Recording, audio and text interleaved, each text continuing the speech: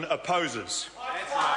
Question number 5, Jacinda Ardern. Thank you, Mr. Speaker. My question to the Minister of Social Development and asks, does she stand by her statement that, quote, I do not think that anyone denies that there are children living in this country at a standard that we do not find acceptable, end quote. If so, what specific targets, if any, will she set in light of the Child Poverty Monitor released on Monday? Mr. Speaker. Honourable Paula Mr. Bennett. Speaker, I do stand by my statement, and as I've said it to answer to question 1, we have a number of targets which we think are helping to reduce child poverty and put them at the centre of our work. But in the light of the Child Poverty Monitor, which was released yesterday, there was no new information in that. In fact, all of the information was taken from the 2013 MSD Household Incomes Report. So there was nothing new in it that changes what we're doing today. Supplementary. Supplementary question, Jacinda Ardern. Supplementary to the Minister. Which of her public sector targets will decrease the number of children living on less than 60% of the median income? Mr. Speaker. Honourable Paula Bennett. Well, reducing welfare dependency would be one that will make a difference for those children. I think that economic growth work is some of the most important that will happen as long as we're getting businesses that are able to employ more people, pay better wages and have better productivity. That's actually what counts the most. So we want to see those children living in households with better incomes. The best thing that we can do is support the economy and support jobs so that that can happen. Supplementary. Supplementary question, Jacinda Ardern. What will her government do to address low wage rates in New Zealand, given 40% of the children living in poverty are being cared for by adults in paid work, but who are still not earning enough to survive? Mr. Speaker. Honourable Paula Bennett. That's why we are maintaining Working for Families. We've also got the accommodation supplement of $1.2 billion, of which 40% goes to low-income working families, and we wish to continue that level of support for them. They can also access hardship assistance when they need, and we're also looking at what we're doing for budgeting services.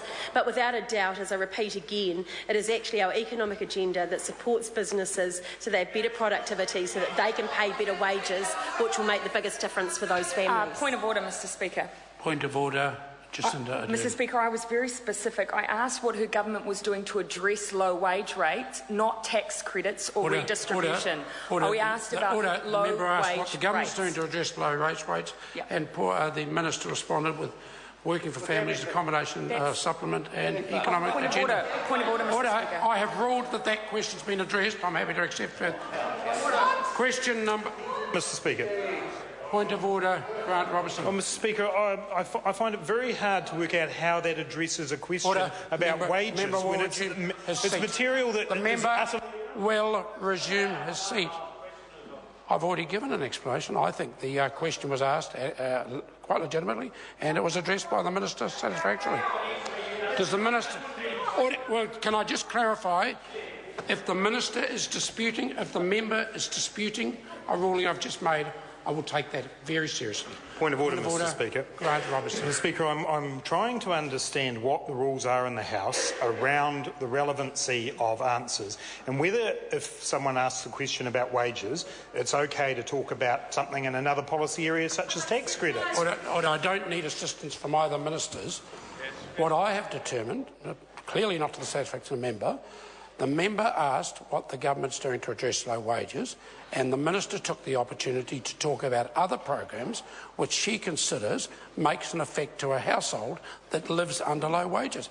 That is a satisfactory addressing of the question. Now, if the member wants to ask a further supplementary, that is the way to get into the detail of it.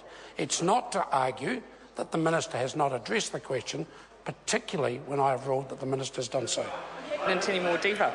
Supplementary. Supplementary question, Jacinda Ardern. What does she consider to be an unacceptable standard of living in terms of income? Honourable Paula Bennett. Mr. Speaker, I don't have an income level that I'm here at, but what I would say is that we have one of the most generous welfare systems in the world, and I suppose you could look at the IRD terms where they have a level of income, but obviously what we think is with the benefit system and that level of income is what we would see as a minimum. Supplementary. Supplementary question, Jacinda Ardern. When will she finally accept that her public sector targets are doing nothing to address the core issue of child poverty, that insulation doesn't mean you have enough money to turn on the heater, that immunisation won't stop you contracting an infectious skin disease, that giving money to kids doesn't lift low wages? And if so, is it time to accept that everything her government is papering over child poverty rather than addressing it? Mr. Speaker. Honourable Paula Bennett. Mr. Speaker, no, I don't. And in fact, what we've seen in the last 3 to 4 years is that it's actually flatlined, and I think that that is remarkable when you think about the extreme conditions that this country has been at, and that we've actually managed to maintain that level of support for those children and their families. What we are seeing now is that real attention, and you can see that it's turning around economically. And I repeat, as I did, you want to know how wages rise? Is that businesses can afford to pay them more. And the best way you do that is to support businesses and to actually put the right things. Well, actually, it is working. And there's absolutely no doubt about it that we will see those children better off. And in the meantime, we'll be targeting assistance to those that need it most. Supplementary question, Sue Moroney. Thank you, Mr. Speaker. To the Minister, why has her government contributed to, in her own words, children living in this country at a standard we do not find acceptable by cutting the meagre incomes in half of over 2,700 parents since July the 15th alone because they did not meet work obligations such as travelling 40 kilometres to attend a monthly work and income seminar?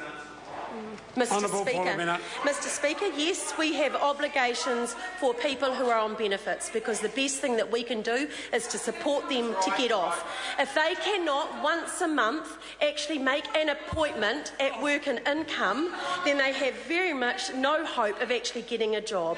So yes, we have clear expectations. We give them plenty of time to know when their appointments are coming up, and we expect them to be fulfilling them. And if they were putting their children first, they would be there. Question number 6, Right Honourable Winston Peters. Mr. Speaker, this question is to the